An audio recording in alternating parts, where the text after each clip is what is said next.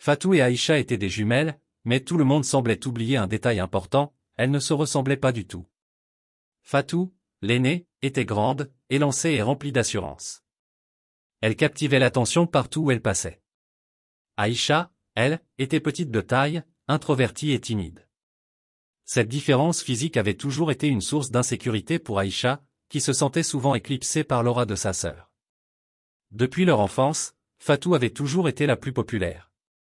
Ses amis l'admiraient et lui demandaient souvent pourquoi sa jumelle était si différente. Fatou se contentait de sourire, mais au fond, Aïcha ressentait un poids constant sur ses épaules. Cependant, les deux sœurs étaient inséparables, et malgré les petites piques, Fatou n'avait jamais ouvertement ridiculisé sa sœur.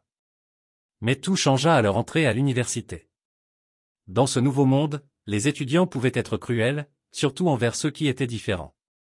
Rapidement, Aïcha devint la cible de moqueries à cause de sa petite taille.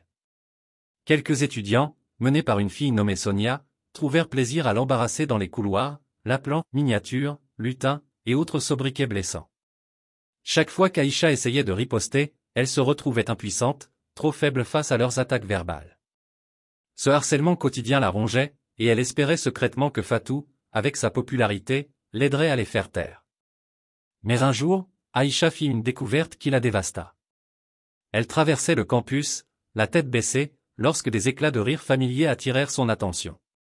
Elle s'approcha doucement et ce qu'elle vit lui brisa le cœur, Fatou était en train de rire avec le groupe d'étudiants qui la tourmentait. Pire encore, sa propre sœur participait à leur moquerie.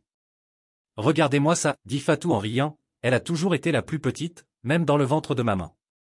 Les autres éclatèrent de rire, et Aïcha, paralysée, sentit ses joues brûler de honte. Elle n'en croyait pas ses yeux. Comment sa propre sœur, celle qu'elle admirait malgré leurs différences, pouvait-elle se joindre à ces étudiants cruels? Cette trahison fut le coup de grâce.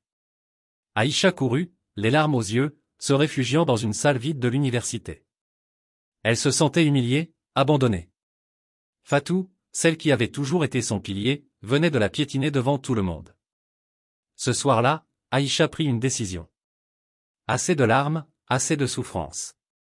Elle allait reprendre sa vie en main. Si Fatou voulait se moquer d'elle, alors elle allait lui montrer ce dont elle était capable. Elle commença à s'entraîner au quotidien, pas seulement physiquement, mais mentalement aussi. Elle se plongea dans ses études, rejoignit des clubs pour rencontrer d'autres personnes qui la respectaient pour qui elle était, et petit à petit, sa confiance en elle grandit. Elle découvrit un monde où elle n'avait pas besoin de l'ombre de Fatou pour exister. À force de persévérance, elle devint même la meilleure étudiante de sa promotion. Un an plus tard, tout avait changé. Aïcha marchait dans les couloirs de l'université avec la tête haute. Ceux qui l'avaient autrefois moquée n'osaient plus rien dire, impressionnés par sa force de caractère et ses réalisations. Et quant à Fatou, la relation entre les deux sœurs n'était plus la même. Aïcha ne cherchait plus son approbation, ni son amitié.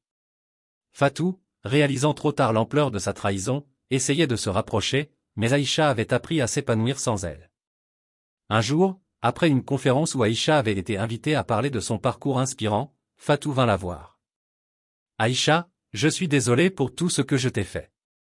Je ne savais pas à quel point ça te blessait. Je n'aurais jamais dû me joindre à eux. » Aïcha la regarda un long moment, les émotions se bousculant en elle.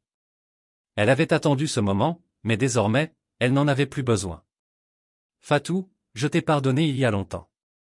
Mais la personne que je suis aujourd'hui n'a plus besoin de la validation des autres, ni même de toi.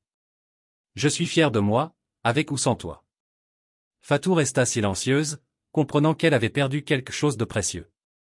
Aïcha, elle, continua à marcher, plus grande que jamais, non par sa taille, mais par la force qu'elle avait trouvée en elle-même.